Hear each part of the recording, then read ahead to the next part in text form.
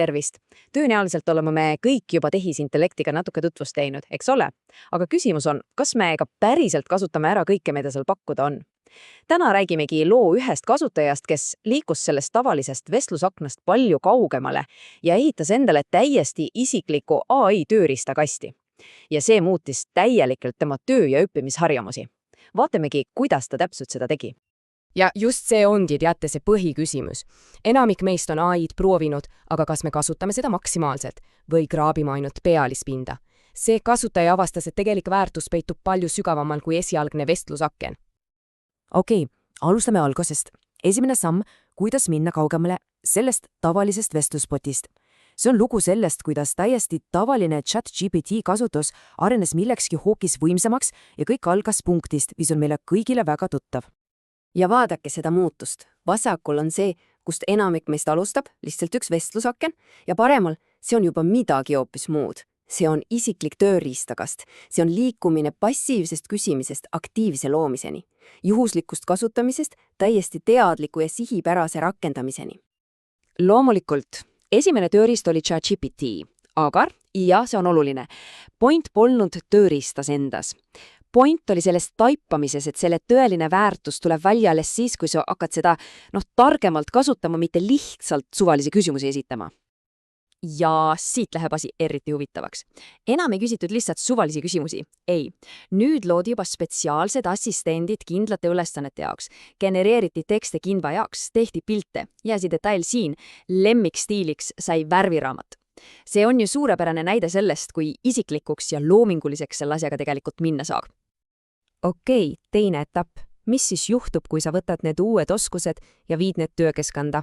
Vaatame, kuidas ChatGPT-ga õpitu kanti üle tööriistale, mille kasutamine oli ka tööl lubatud.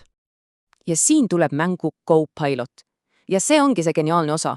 Selle asemel, et kõike otsas peale õppida, võttis kasutaja lihtsalt kõik need nipid ja trikid, mis ta ChatGPT-ga selgeks sai ja rakendas neid Copilotis. Miks? Sest töö juures oli just Copilot see ainus lubatud tööriist. Väga nutikaseks. Ja kuulake nüüd seda, see tsitaat ütleb kõik. Olen loonud enda jaoks ideaalse agendi, kes aitab võrrelda hankedokumente. Mõelge korraks semene, mitte lihtsalt suvaline abiline, vaid spetsiaalne agent, mis on ehitatud ühe väga konkreetse ja, olgem ausad, üsna keerulise töö jaoks. Vot see ongi AI praktiline väärtus. Nüüd kolmas osa. Ja see puudutab probleemi, mis on meile kõigile tuttav, eks ole. Aega on alati vähe ja need pikad autosõidud, need on justkui raisatud aeg. Aga mis siis, kui ei oleks? Ja lahendus on geniaalselt lihtne. Sisuliselt muutis ta oma õppematerjalid isiklikuks podcastiks. Esimene samm, laed oma märkmed üles, notebook LM-i. Teine samm, lased seal teha helikokkuvõtte. Ja kolmas samm, kuuled autos, täpselt nagu oma lemmik podcasti. Lihtne ja toimib. Aga see pole veel kõik. Asi läheb isegi paremaks. Näiteks sa saad muuta kuulamiskiirust või valida erinevaid hääletoone, et tähelepanu ei kaoks pikalt sõidul ära ja lisaks veel võimalus luua mõttekaarte või isegi videoid. See on ikka päris mitmekülgne abimees õppimiseks. Okei, 4. peatükk.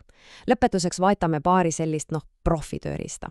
Need on juba spetsiifilisemad avastused, mis on mõeldud just akadeemiliste ja professionaalsete ülesande jaoks. Siin on meil kõrvuti 2 väga erinevat, aga mõlemad supervõimsat tööriista. Vasakul Scopus AI, see on tõeline unistus igale teadlasele või tudengile. See mitte ainult ei leia artikleid, vaid teeb neist kokkuvõtteid ja isegi tõlgib. Kõik ühes kohas. Ja siis paremal Gamma.app. Kui sa oled kunagi pidanud kiiruga esitlust kokku panema, siis sa tead, kui tüütu on vormindamine. Gamma teeb selle kõik sinu eest ära. Ja see lause siin, see on nii kõnekas. Kasutaja tunnistas, et tal on siiralt kahju, et ta ei teadnud Scopus AIst eelmisel aastal. See oleks säästnud talle meeletult aega ja vaiva. See näitab, kui suur vahe on sellel, kas sa leiad õiget tööriista õigel ajal või mitte. Ja nüüd 5. ja viimane osa.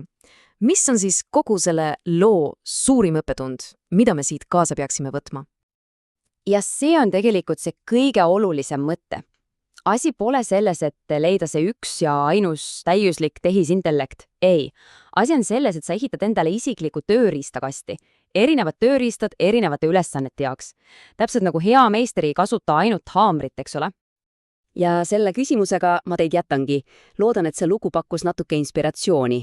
Nüüd on sinu kord mõelda, millise probleemi lahendad sina oma isikliku AI tööriistakastiga.